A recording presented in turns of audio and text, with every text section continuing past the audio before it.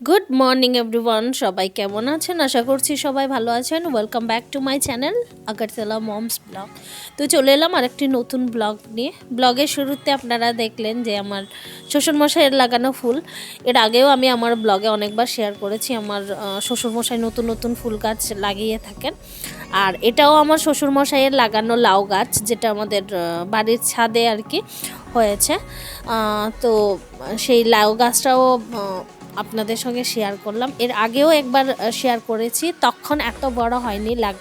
লাউয়ের যে শাকটা দেখতে পাচ্ছেন এত জায়গা জুড়ে ছড়ায়নি আর কি। তো মোটামুটি ছোট ছোট লাউ 2-3টা ধরেছে। যদি লাউ রান্না হয় তখন আপনাদের সঙ্গে অবশ্যই শেয়ার করব, বা যখন লাউ পারবো আর কি তখন আপনাদের সঙ্গে শেয়ার করব। তো যেটা বলতে চাইছিলাম, আমার বর অনেক দিন পরে আমার কাজে একটু হাত বাড়ালো, মানে হেল্প করলো আর কি, হাত বাড়িয়ে দিল হেল্প করতে। তো ও সবসময় বিজি থাকে, তাই জন্য হয় না। এটা সবচেয়ে আমার বিরক্তকর ব্যাপার আমার জন্য, যে কার্পেট পরিষ্কার করা। আর যাদের বাড়িতে কার্পেট আছে তারা হয়তো বা জানেনি যে কার্পেট ক্লিনিং করতে অনেক অসুবিধা। এটার মধ্যে অনেক ময়লা আবর্জনা লেগে থাকে, চুল লেগে থাকে বিশেষ করে। তো সেগুলো আমার একদমই ভাল লাগে না পরিষ্কার করতে। আমার বরটা আবার সুন্দর করে ওইটা ভ্যাকিউম করে দেয়। তো সেটার একটু ভিডিও করলাম, তারপর আপনাদের সঙ্গে শেয়ার করছি। অনেক দিনের পরে থাকা আমার এই টোস্টারটা পড়েছিল আমার ঘরে, এটা একদমই ইউজ হয়নি। তো এটা আমার বৌভাতে কেউ একজন গিফট করেছেন, নাম জানা নেই কারণ গিফটের গায়ে নাম লেখা ছিল না কে দিয়েছেন। তো এটা আমার বৌভাতের পাওয়া একটা গিফট। অনেক দিন পরে এটাকে একটু খুলে দেখলাম যে মানে এটার মধ্যে টোস্ট করলে, রুটি সেকলে কেমন হয় খেতে। আমার একদমই ভাল লাগে না। আমার তাওয়াতে শেখা পাউরুটি বেশি খেতে ভালো লাগে। সেটা একটু বাটার মেখে বা একটু ঘি দিয়ে ভেজে ওই রকম আর গরম গরম চায়ের সঙ্গে খেতে খুবই ভাল লাগে। তো টোস্টটা একটু ইনোগ্রেশন করলাম। তো রায় এসেছিলো আমার ঘরে, ও মনোযোগ দিয়ে দেখছিল যে আমি কি করছি না করছি।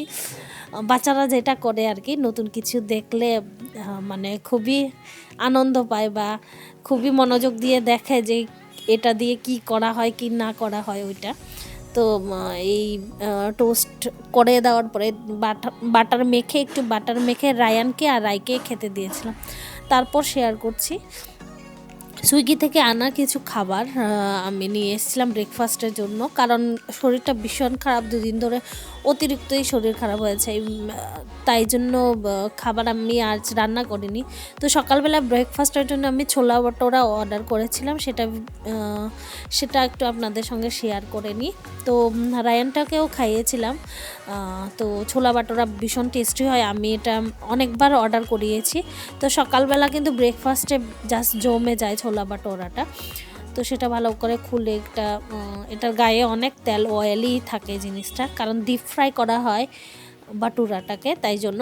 তো এটাকে আবার টিস্যু পেপার দিয়ে একটু করে নিচ্ছিলাম, তেলগুলোকে একটু বলবো এই তেল যে লেগেছিলো সেটা একটু কম করার চেষ্টা করছি আর কি। টিস্যু পেপার দিয়ে মুছে নিচ্ছিলাম তেলটা। তারপর ছোলাটা ভীষণ দারুণ হয় খেতে, সঙ্গে একটু আচার দিয়েছিল, ম্যাঙ্গো পিকল, সেটা দিয়ে ব্রেকফাস্ট হলো।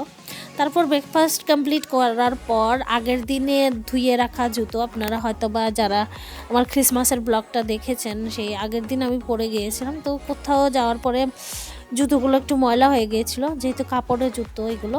তো সেগুলো ধুতে দিয়েছিলাম, সেগুলো ধোয়ার পরে শুকিয়ে গিয়েছিলো। তো শু লেসগুলো আমি লাগিয়ে নিচ্ছিলাম। তো রায়ানের জুতো আর আমার জুতোর মধ্যে শু লেস লাগিয়ে নিচ্ছি, যেটা এটাও আমার একদমই বিরক্তিকর ব্যাপার লাগে।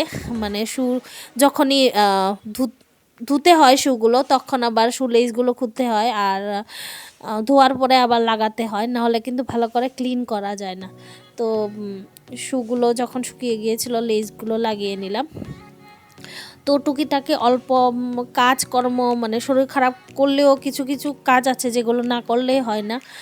তো হয়তোবা যারা ব্লগটা দেখছেন তারা হয়তোবা আমার ভয়েসটা শুনে, আমি যে ভয়েস ওভার করছি শুনে হয়তোবা বুঝতে পেরেছেন যে আমার সর্দি লেগে গেছে প্লাস ভীষণ শরীরটা খারাপ, জ্বর এসছে।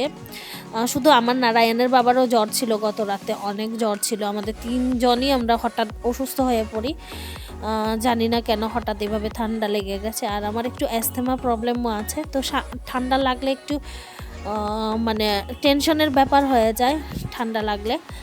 তো আমি ঠান্ডাটাকে ভীষণ ভয় পাই। তো এভাবে চলতে চেষ্টা করি যাতে ঠান্ডা না লাগে, বাট যেটা হয় আর কি, বাড়ির সব কিছু কাজকর্ম এই ঠান্ডার মধ্যে নিজেকেই করতে হয়। যেমন থালা বাসন পরিষ্কার করা থেকে রান্না বান্না, মানে মোটামুটি জল তো ঘাটতেই হয়, সেই সন্ধেবেলা হোক আর দুপুরবেলা হোক রান্নাবান্না করার সময় তো জল ঘাটতেই হয়। তো কি আর করার আছে, এটাই জীবন বোধহয়, এভাবেই চলতে হয় সবাইকে। তো এই ছিল আজকের আমার ছোট্ট একটি ব্লগ। আশা করি আপনাদের ভালো লাগবে। যদি ভালো লাগে অবশ্যই লাইক, কমেন্ট এবং শেয়ার করতে ভুলবেন না। আর যারা এখন অবধি আমার চ্যানেলটি সাবস্ক্রাইব করেননি তাদের কাছে অনুরোধ রইল সাবস্ক্রাইব করে পাশে থাকবেন।